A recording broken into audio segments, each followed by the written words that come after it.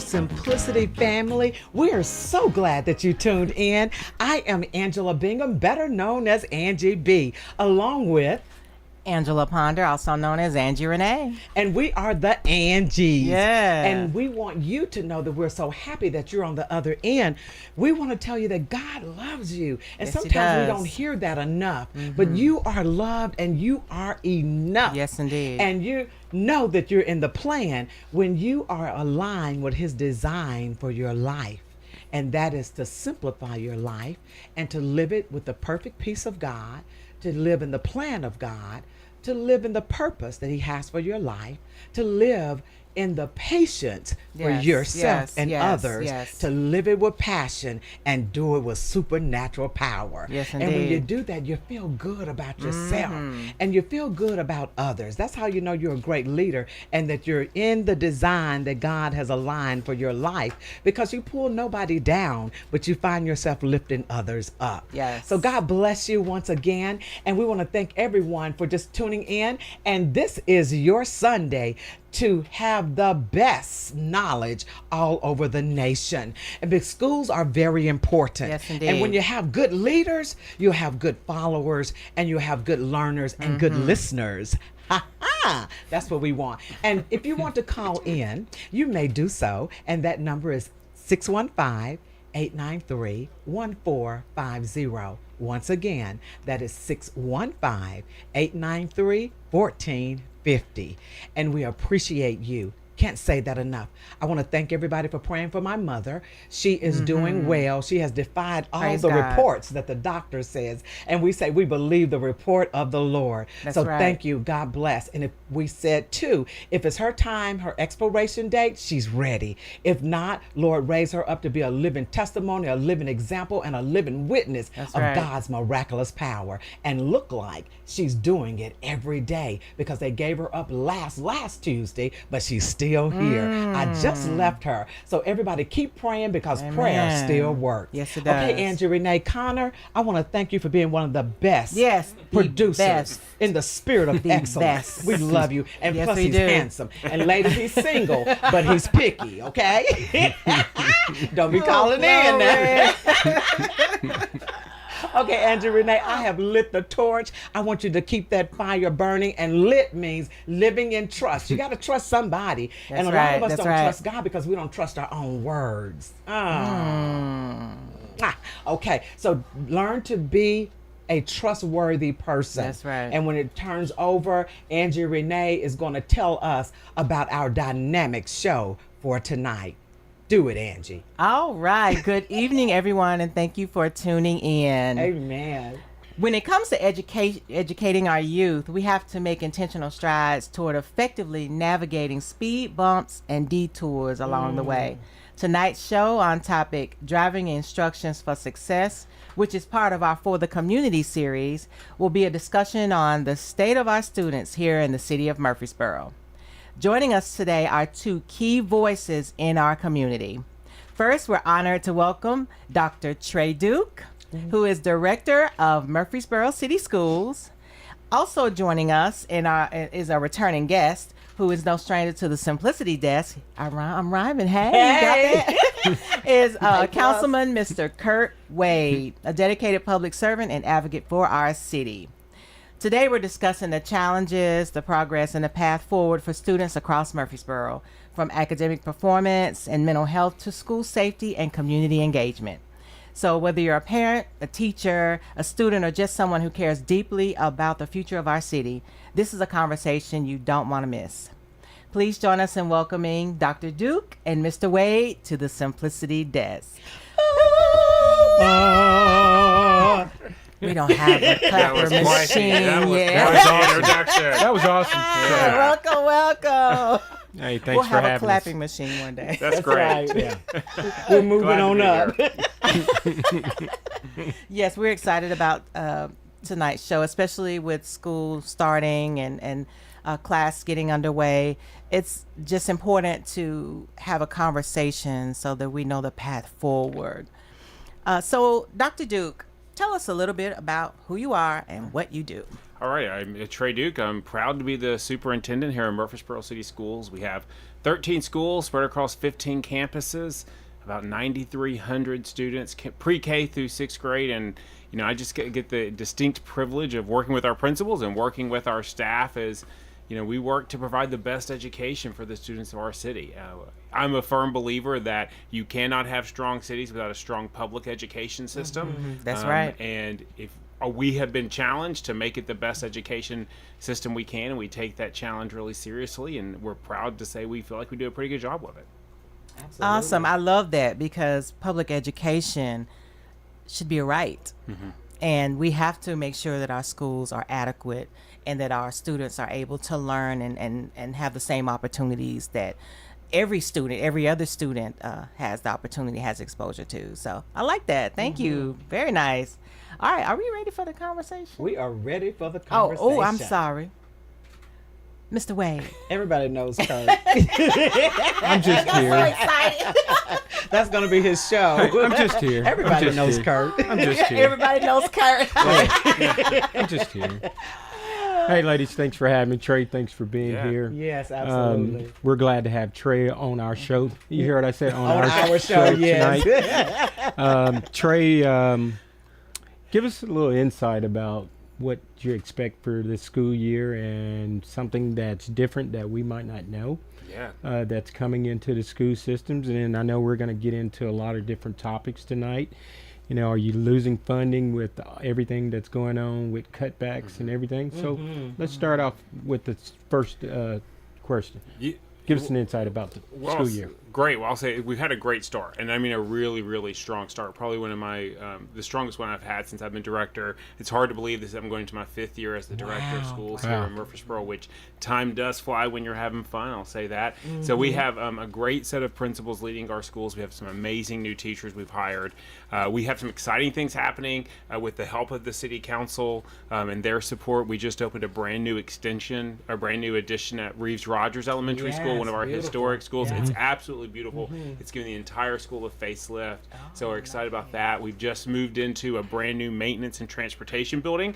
So if you've been driving down New Salem Highway and saw our little building, our little 8,000 square foot building that was housing all of our maintenance, all of our transportation, we have moved out of that into a new, I think, 48,000 square foot building, which is transportation, maintenance, allowing us to have some storage. We have a new family resource center out there for families that can access supplies. So we're growing, and we're just really excited about what we have and what we're offering our families. Not to say it's not a time of challenges and a time of a lot of unknown. So obviously, anyone that's been watching the news has probably heard a lot about, the federal funded changes with education and kind of the movement from the federal level on education.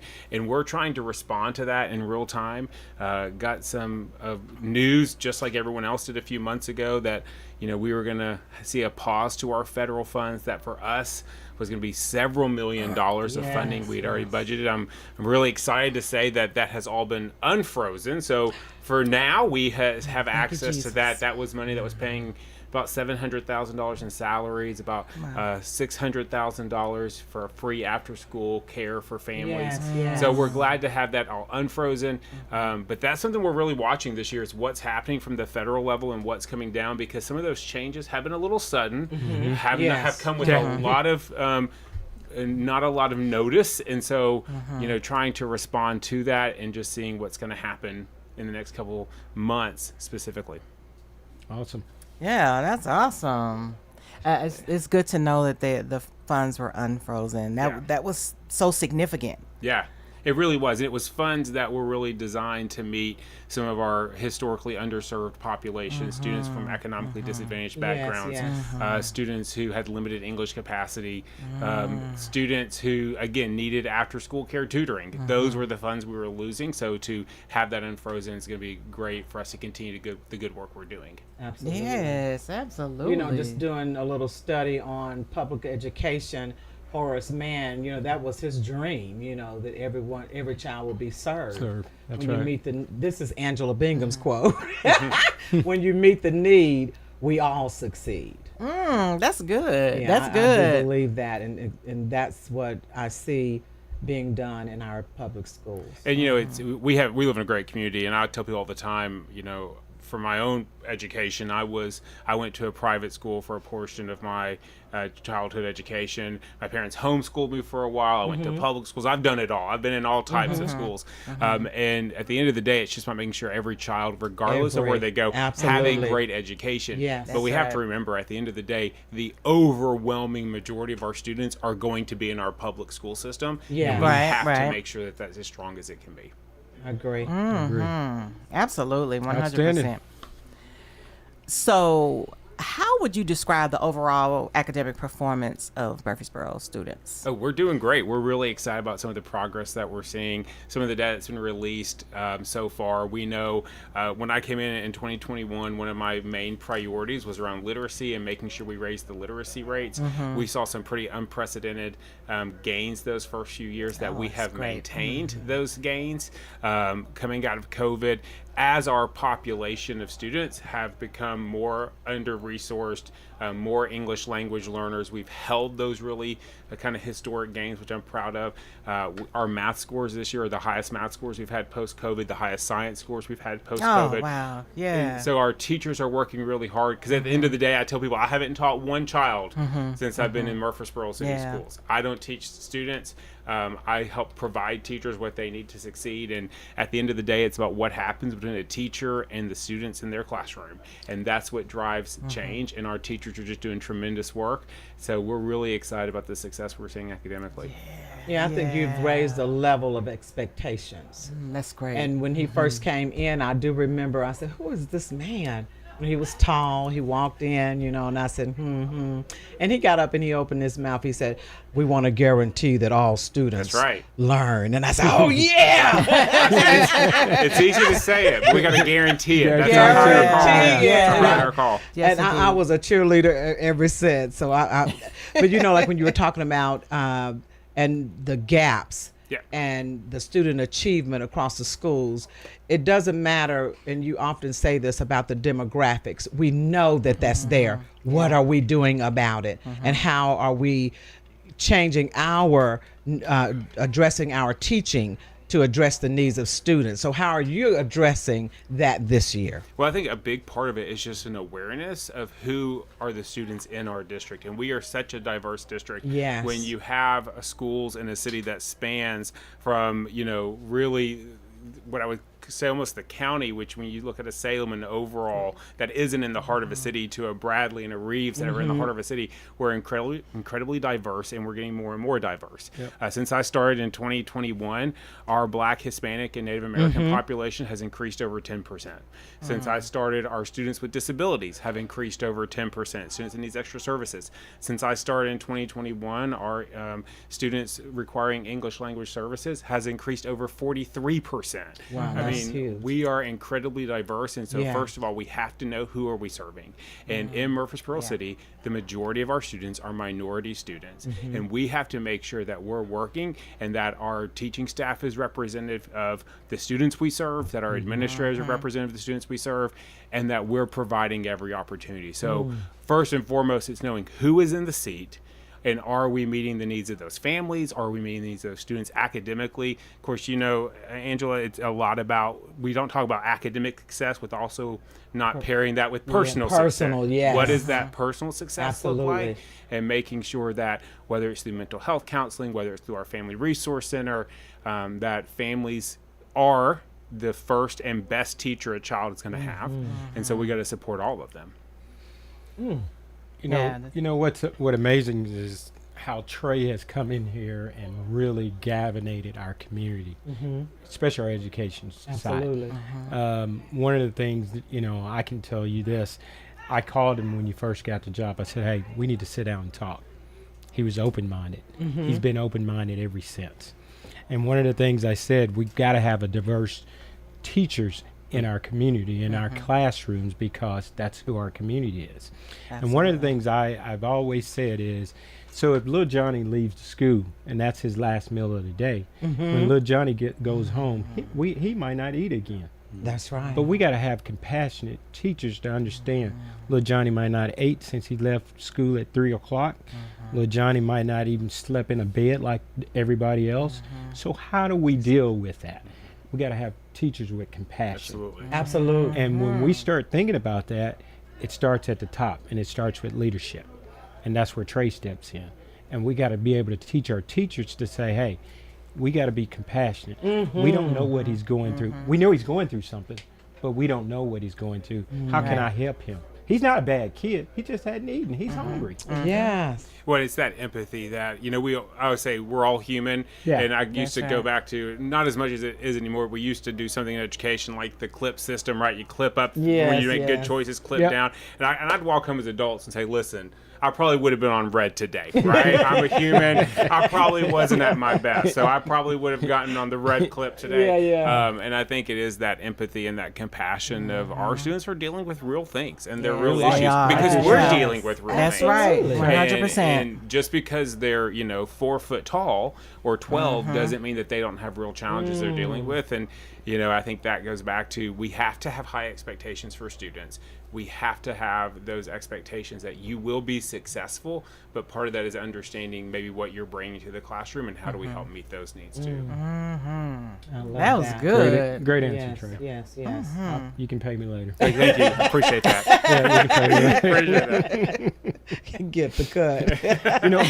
Let me ask one more. And then, Go ahead. So one of the other things, too, is, Trey, we have a lot of parents that don't know how to get involved.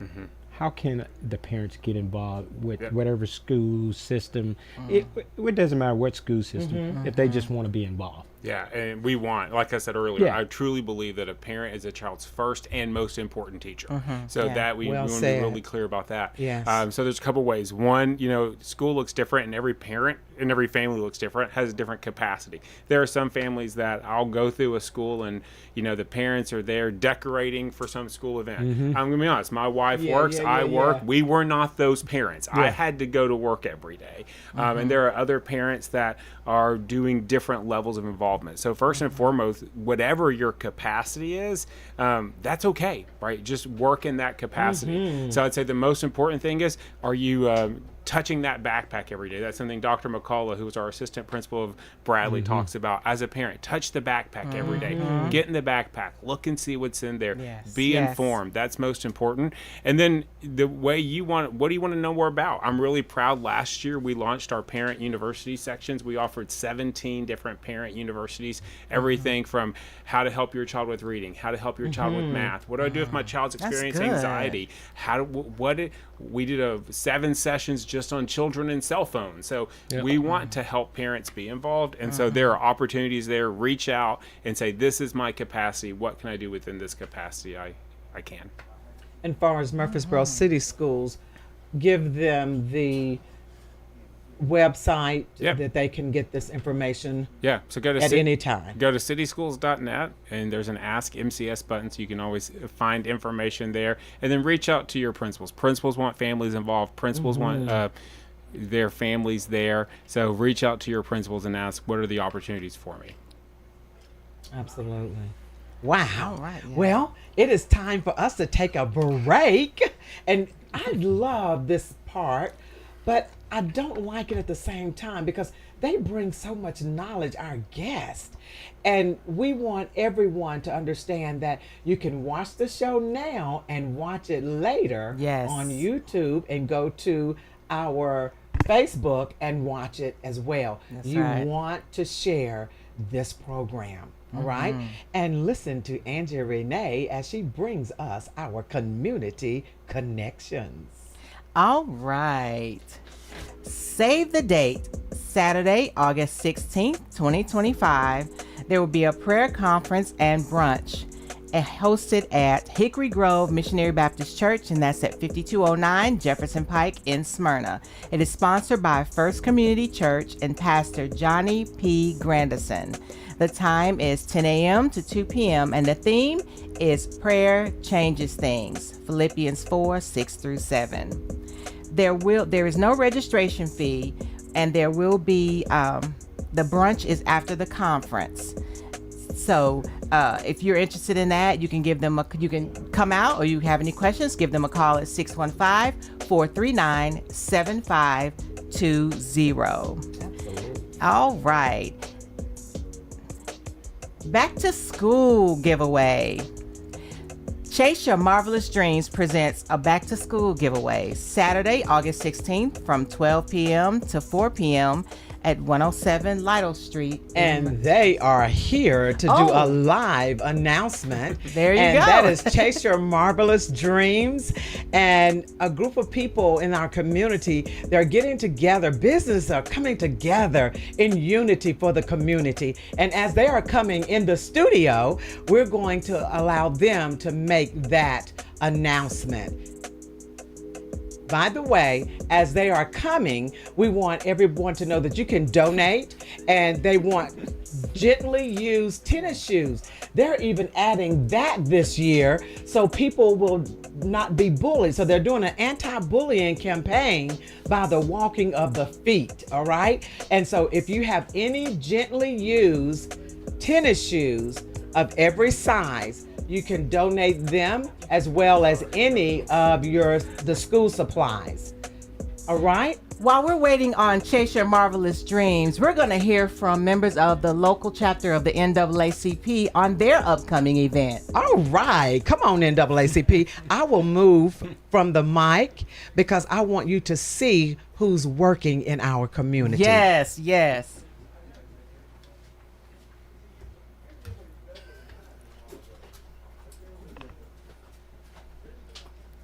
All right. Hello, hello. All right, let us know who you are and why you're here. My name is Dominique Fields. I'm here with President David Settles of the NAACP. We are having our annual Freedom Fund Gala September 6th, 2025 at the JUB building at the MTSU's campus. And the doors open at 6 p.m. All right. Thank you. And how can they get tickets to that event? We have a NAACP Borough Branch Facebook page that has an event that has a link in it, or you can go on Eventbrite and get the tickets there as well. And that's NAACP Freedom Fund Gala and in the Eventbrite website.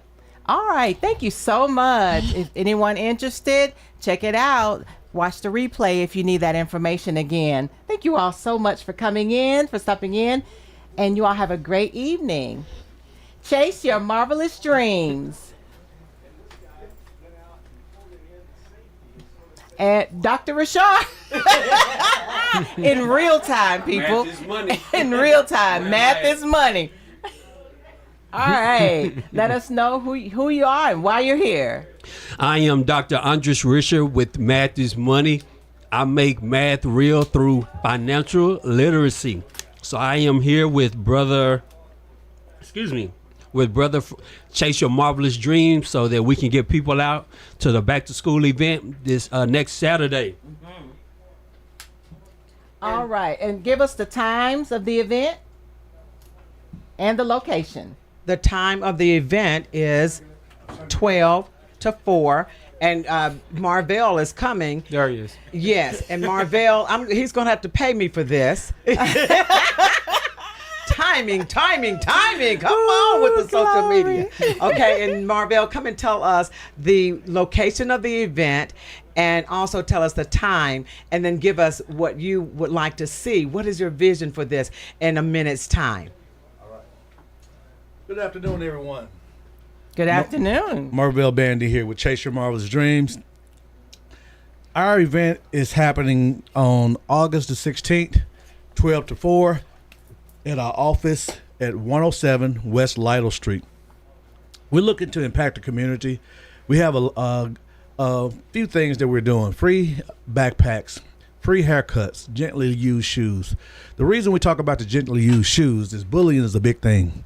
You know, growing up, if a kid came to school on the first day, everybody was watching to see how people were dressed. We want to do our best to impact and help young men and women when everybody looks the same. We don't want someone to come in and they have shoes on that makes them a target.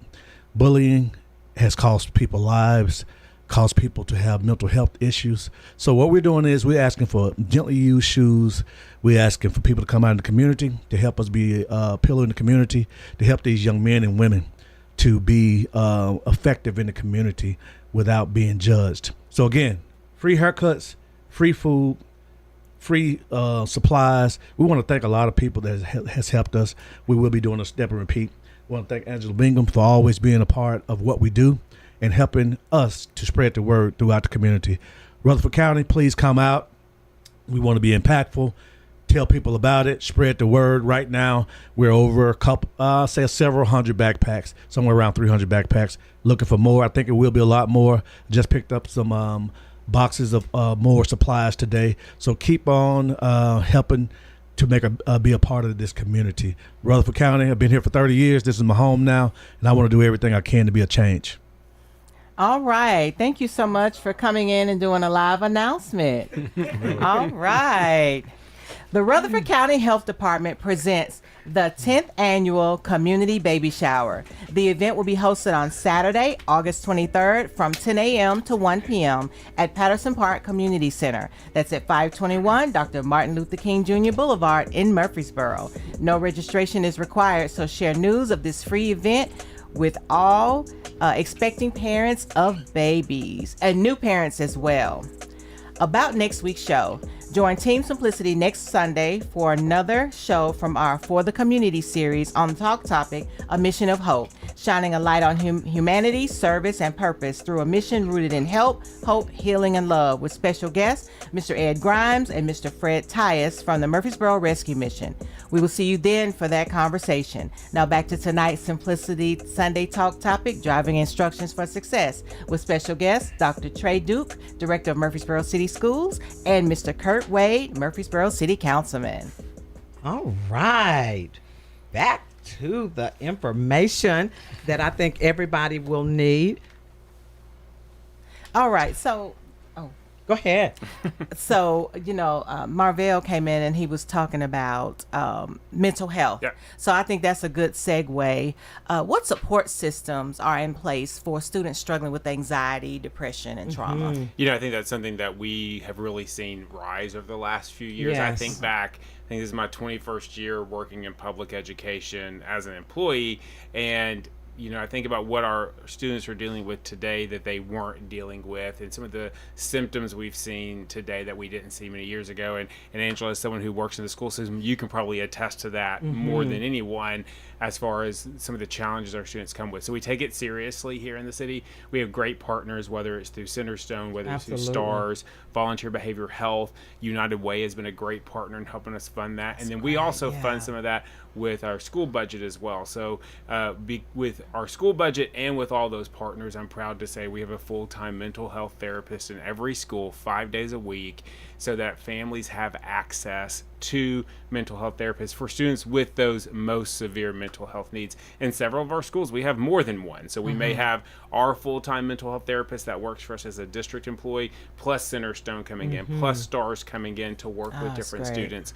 So that's one avenue. Of course, that's for students who have those more significant challenges. Of course, we have a great school counselor ratio of under 1 to 500 for our school counselors. So school counselors can meet with students so they can pull those small groups, whether it's my family's going through a divorce, we just lost our house in a fire, my brother is in the military and is being deployed. We want to make sure we're meeting all of those needs. So whether it's a situational issue that's happening right now, or truly a mental health concern that is being guided through a physician, we want to make sure we have those supports in place. So we're really proud of that work. Oh, that's wonderful. Awesome. That's wonderful. That's comforting to know, because I tell you, mental health is a big deal right now on every level. And making sure that we have our bases covered is important. And I will say, it was really a focus for us last year. We did, like I said, about 7 sessions throughout the community on the impact of technology with children and the connection between the younger students who are getting phones and the impact it has on their mental health in the long term. Right. And the research is there now. The research is very clear. I tell people, myself, and we probably all deal with it. If I'm sitting at home at dinner and my phone buzzes, it's hard for me to not go to that. And I have a fully formed brain. For our students, or most people agree. Right, I do. right. Some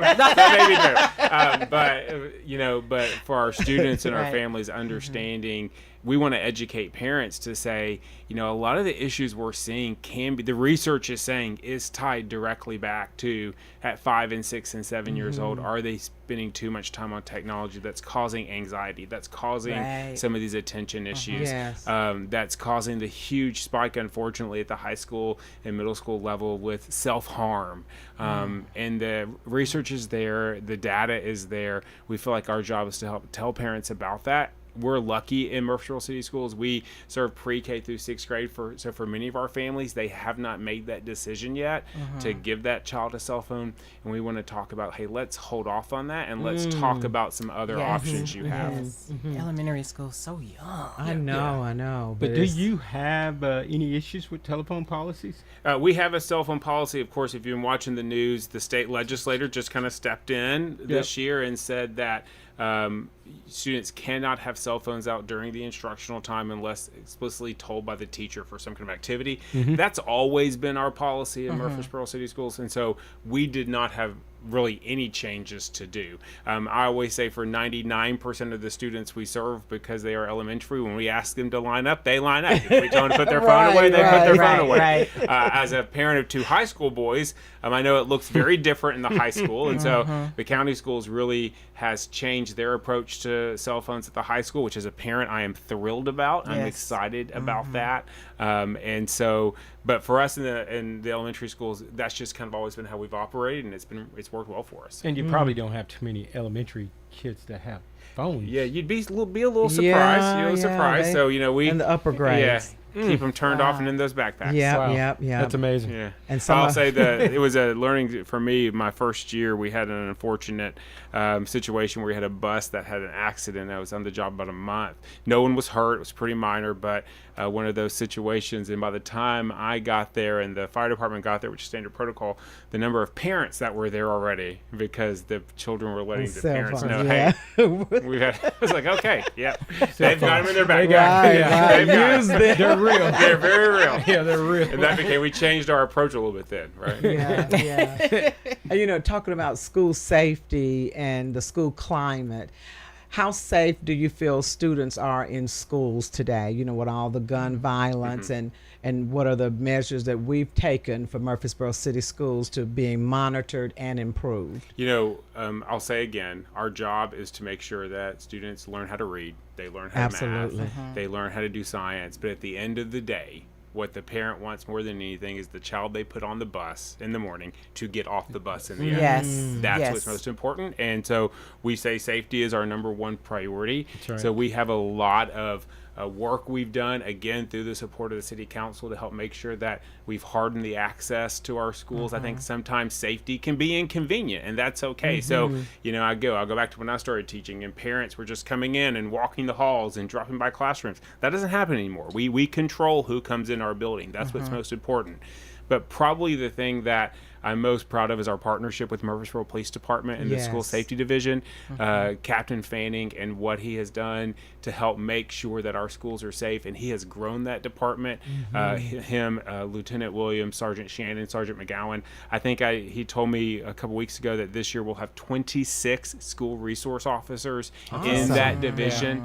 So again, we don't pay for that out of the school's budget. That comes out of the city's budget to say, hey, this is a priority for us to make sure our students are safe. And knowing first day of school, I was at Northfield, stopped by to help welcome some kids that first day, and to see the SRO Officer Adams out there letting kids out of the car. I'm like, that's the deterrent, right? When someone who maybe has not the best intentions at heart pulls up to our school, sees that Murfreesboro Police Department car there, that patrol car, sees that SRO in the front of the building, so they're going to think twice before they do something. And so they continue to make it. Huge shout out to our SROs. Yes, indeed. That's right. This year they just won, I think a couple months ago, the SRO model agency for the nation. One of the model agencies in the nation at the National SRO Conference. And again, it just shows the work they do. They're a critical part of our school building. Amazing. Awesome. And, you know, not only the students are safe, but as a teacher, I feel safe. Yeah. You know, and then we want our parents to know, like you just said, they're on the bus, they can come home. That's right. in one piece. And we try and, whether it's the app that parents can track the bus so they can see where they're coming. There are a lot of little things we do, but, the most important thing is access to school is hard, as it should be. And we have our police out there and deterring bad people with bad intentions. We don't talk a whole lot publicly about our security issues or security protocols, but we're really proud of our partnership with MPD. Oh, that's awesome. That is great. A great initiative. And I know Marvell did mention about bullying and harassment, and unfortunately that happens. But I like how the city school systems, and I guess all school systems, have something in place to deter that. What do you think about Murfreesboro City Schools? So we think, first of all, we take every allegation of bullying seriously, and that starts with educating our students, especially in the upper grades, of what bullying actually is, right? That it's targeted, that it's repeated, that it's intentional, that just because you get into a scuffle on the playground doesn't mean that you're being bullied. Right. And sometimes that's hard to understand because, again, as a elementary child, I've gotten a couple scuffles on the playground, right? But once it crosses that line to intentional, repeated, and targeted behavior, we have to educate our students on how to report that, and then we take it seriously. So we have a very concise and very formulaic bullying reporting process that we want to make sure if a student reports, if a parent reports it, every bullying case is documented. That's good. We do the interviews. We make sure that it comes to some kind of resolution. Is this actually bullying, and do we need to put safety plans in place? Do we need to have student counseling? What are the steps we need to take in place so that it stops and stops immediately? Do you encourage students, because sometimes the bullying happens on social media? Oh yeah. Do you encourage students to share if they see or witness Cyberbullying. that cyberbullying? Thank you. Yeah. Online. Yeah, in fact, I would say that's the number one issue we have with phones is what happens on the phones outside of school that then is brought into the school that we then have what we have to deal with. And so again, we always encourage students to report that, and that they understand that if you're saying things online, if you're saying things to students, whether through kind of social media app, that is still bullying. And if it impacts the school system and it inhibits that child's ability to fully access their education, we're going to treat it like bullying. We're going to take it seriously. And again, we want to make sure everyone's safe, they can come into the school, and they can access the education they're due. That's great. So, in the same vein, sometimes kids say things, they kind of hint towards wanting to do themselves harm in the social media space. Yeah.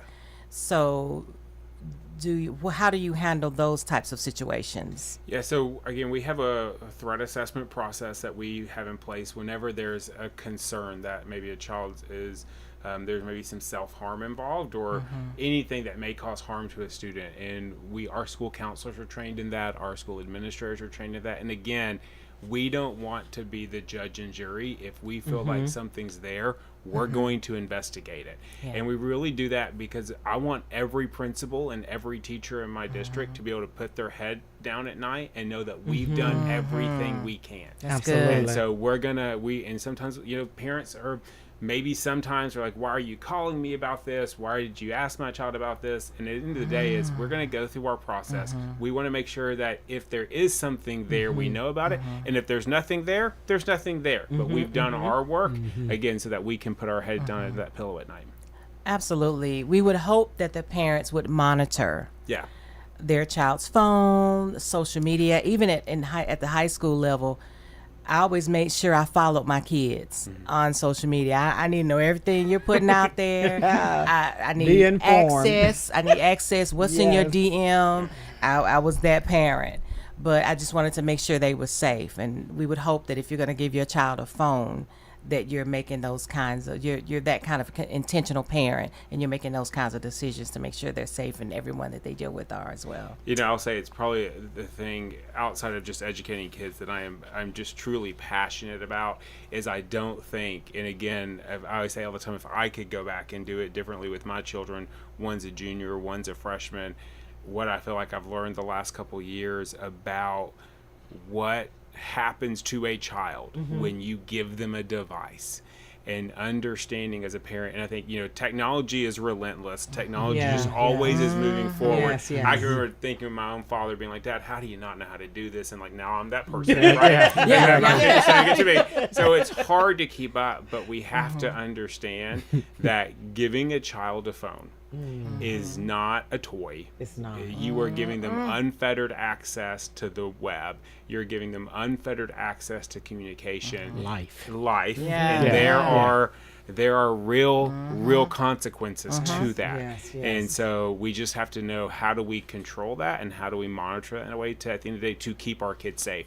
We always compare it to car seats, right? And car seats, when you think about it, I think it was in the 40s that car seats first started coming out, but it wasn't until the 70s until car seats actually became mandated. You may not know this, but it was Tennessee was the first state in the union to require a car seat in every car, and that was in large part due to the work of Dr. Bob Sanders here from Murfreesboro, who really lobbied for that. And we look back on that now and we say, how crazy to think, in the 60s and 50s, we had all these people driving around with their kids not in car seats, and they thought nothing about it. And it was the number one killer of children in the country was automobile accidents. And now we look back on that and of course it was. We were letting kids drive around not secure, not safe, not with protection. And I really think cell phones and kids is the car seat issue of our day. Yes, And I think we're going to look back on it 60 years, 50 years from now and say, I cannot believe we did that. Yes. And everything put on the internet is forever. Yeah. Wow. It's forever. Well, the big question that we want to address tonight, Kurt, would you do us the honors? That's our third man. All right, I'll do it. I'll ask Dr. Duke. Dr. Duke, how many kids did the city of Murfreesboro lose to charter schools last year? Roughly, it's hard to tell without the incoming kindergarten numbers, but roughly we estimate about a little over 300. Okay. And did any come back to the city school? We had about 150 that we re-enrolled with us sometime during that year last year. So we lost about 300, a little over 300, got about 150 of them back. So those 100 kids that came back to city schools, who had to pay for those kids? Well, it's the funding situation kind of goes back and forth based on the number of days. I think the issue is whenever you have that transfer during the school year is, you're making some last minute. Do we have rooms? Do we have to hire more teachers? Do we have to hire more support staff for that? So the funding is kind of done on a per day situation, but that kind of lags in the back, and so we may have to add additional staff, additional support systems immediately before we get any or realize any money for a day a child comes to us. So in other words, what you're saying is that you usually come back to council, ask for additional money in your budget? Is that what you're saying? No, I'm just asking for a friend. For a friend. Yes, So I do come to the council and ask for money, and the council's been very good to me and the school system. Thank you. In a growing school situation, in a city that is growing like we are, and again, it's not about, in my opinion, it's not about the type of school. We have great public schools, and exactly. I just want us all playing by the same game, playing by the same rules. That's right. We're going to take any child that walks through our door. We're going to register them, and it's going to be incumbent on us to meet the needs of those children. And sometimes that's a financial need, right? Like I said, our ESL population has risen substantially since I got here. So that means we're hiring a lot more ESL teachers. When we have students that have mental health needs, we got to think about, do we need to hire more mental health therapists? It's not just about the teachers. I'm proud to say we offer free breakfast and lunch to every child in our district. We served over 2 million meals last year. Awesome. This summer alone, in June and July, we served over 28,000 lunches during June and July, where our chow bus was going to apartment complexes, going to Patterson Park, delivering lunches. So we provide so much for our families and to our students, and we're proud of that. But that does take funds. So, it does. At the end of the day, it does take money. So basically where we're getting to is charter schools. And I think we've had discussions about charter schools. And I think that when we start talking about charter schools, we're not against charter schools itself. We're against when you take public dollars and fund those charter schools, because somebody's losing out, and most likely it's city schools. Yeah. And it's public schools that are missing out. Right. So how do we combat that? And then also, I think we've got maybe one other charter school that's coming to, I think it's coming to Smyrna, that I heard. So it will have 2 in Rutherford County, and they're coming. We know that. How do we combat that? And then how do we prepare for that? Because I think eventually, as we see how the economy is changing and how our nation is changing with all of these laws and implements, things are happening, how, as the director of city schools of Murfreesboro, how do you prepare for something like that? Yeah, I think for me, I always want to remind our community that at the end of the day, the overwhelming majority of our students are going to be in our public school system. Yes. And what we have to do is make sure. Can you say that again, sir? The overwhelming majority of our students, our children in this community, are going to be in a public school system. Thank you. And so we have to make sure that's strong. And again, if your child's at a charter school, if your child's in a private school, and we have some fantastic private schools in this city that I would be proud to send my children to, but they're going to be better off when we have a strong public education system. So it's incumbent upon everyone to make sure that we're supporting that we understand what's happening. I think also right now in education, there's kind of a national narrative because of the national news that, something that they say is happening in California or New York, we say, well, that's happening in our schools. And I'm like, yeah, it's probably not. The teachers in our schools are the teachers that are in our churches, at our ball fields, walking the greenway with us. There are community members, right? We're not bringing. So I would say stay informed and understand that we've got to show support financially. So whether it's through supporting our City Schools Foundation or just talking well about our school system and understanding that our teachers are working so hard every day. They are truly doing Herculean work every day, and they deserve our respect, and they deserve our support, because I'm going to tell you something. Angela starts teaching kindergarten, right? Tomorrow your kids are coming. And here's the thing. Angela doesn't know who's going to walk through the door. She doesn't know the needs they're going to have. She doesn't know the background they're coming with. She's not going to know all of that, but she is challenged to provide a great education, and she deserves our respect for that, because she's going to pour her heart into it, and she's going to do it, and all of our teachers do. Yes, she will. Yes, That's with awesome. confidence. I being a teacher is so rewarding to me to see our students learn, and not only academically but personal, because I do believe in building that character,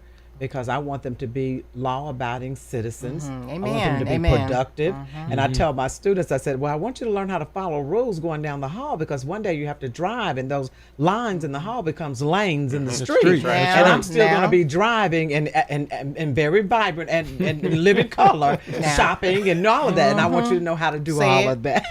And you learn it right in kindergarten, in Murfreesboro City Schools, any school system that's good. And I want to thank Dr. Duke for coming on our show, and you have an open seat. Anytime that information needs to get out, I want you to feel comfortable. Do I get a gift bag every time? Only if Kurt is just it. We got you. Can I say one other thing? And I'm sorry, I know we're running out of time, but to go back to what Councilman Wade said about the charter school, I think part of the appeal is the idea of the school choice movement. And I think parents feel empowered when they say, I get to choose where my child goes to school, not just I went on the bus that shows up at my house. And I think their parents feel empowered with that. But I think one way you combat it is like, know what's going on. I go back to Bradley Academy. Bradley Academy, year after year, pulls some incredibly strong test scores, is doing a drama program, a theater arts program. And I say all the time, I can't believe people aren't banging down the door trying to get into that school.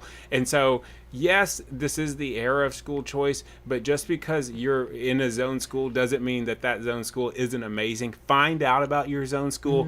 Go on a tour. Choose MCS, not because you have to, but because great things are happening in those buildings. That's awesome. Drop the mic. Yeah. Drop the mic. That's awesome. On that, yes. And we want to encourage all parents to get involved. Be informed. And how can we help our parents to be a long-term supporter even when their children move on? We want people to be interested in all children that come through that public school system. That's Right. So right. advocate for it, be Yes. informed, watch those school board meetings, know what's happening. Oh, what did you say? Yeah, sorry, watch the school board meetings. They're pretty calm most of the time. Yes. You hear that, Angela? Mr. Settles came in a minute ago, and I thought for Yes. sure he was going to comment, but I did great too. school board member. I think he got nervous when he saw you. But just with anything, just like I'm sure Councilman Wade would say, know what's going on in your city government, know what's going on in your Yes. public school system. Then you can advocate. We want public schools to be a reflection of the community, and that means we need the community to tell us what's important to them. Yeah, because our good. community is diverse and our school systems are diverse, and we live in a diverse society. Yeah, absolutely. That's right. Yeah. We're all here, to get along with one another. And Kurt, you advocate go to the city council meetings. Please. When are the city council meetings? Every Thursday. Every Thursday at What 6 time? o'clock. 6 o'clock. Yep. And just like Trey said, we want people to get involved, because when you get involved, you know. Absolutely. When you don't get involved, you don't know. And then what we've noticed is this: we hear people hear whispers. We heard you guys are doing this. If you come to our meetings, or if you listen to our meetings on the radio or on TV, city TV, you'll know what's going on. And then you don't have to hear what from somebody else's mouth. You'll know. And that's why I asked Trey about how can parents get involved. And one thing I want to say before we wrap up, Trey, we appreciate what you do, how you do it, continue the good work that you have done in our city. Yes. And whatever I can do, let me know. I appreciate it. Yeah. I appreciate it. Yeah.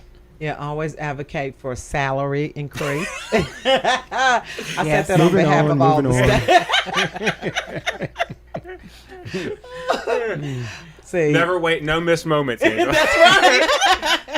Take advantage of miss your moments. No missed moments. Take advantage of your opportunities. That's right. That's There you right. go. And hey, Dr. Duke is the professional, the expert at that. Oh yeah. Taking advantage of the opportunities and that's creating good. the opportunities. And one thing I will say for Murfreesboro City School teachers, we have the capacity to learn every day. Teachers learn. And when you learn, you become a learner. We don't stop learning. And my goal is to provide that expectation for myself to increase what I know, to increase my children. I want them to grow. I want to see student achievement. I want to see the personal growth. I want to see families coming together. I want to see them in the schools. I want to see all of this, because I think that's how we create a better society. But that's also what we want as Trey, as a leader, to bring down to our teachers and our principals. Absolutely. Because bottom line is this: it's not a job; it's an opportunity. Isn't it? It's an opportunity to change somebody's life Oh, each and impact. every day. Yes, And yes. Very so, good. if you got good leadership, I'm going to work, but it's an opportunity to change somebody's life, and that's what I like. And I was Oh, funny yes. you said that. I went to Friday Night Lights, after Oh, school. Yeah, Friday. Friday. It was Yeah. great. It was great. Yeah. It was. But it was fantastic.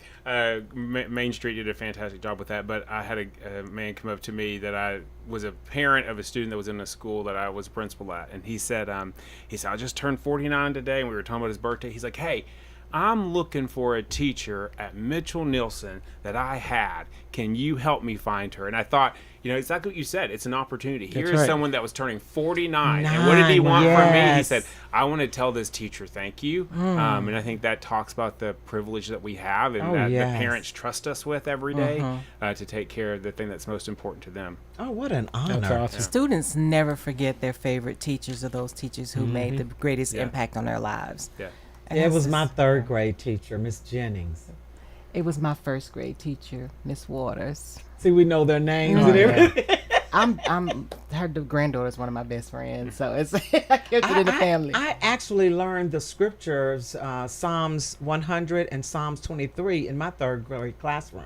She wrote it on the board, and I was very impressed with her straight, how straight she wrote. Yeah. Handwriting was just beautiful. Oh, well, then she definitely was your favorite she because just your made a big penmanship is amazing.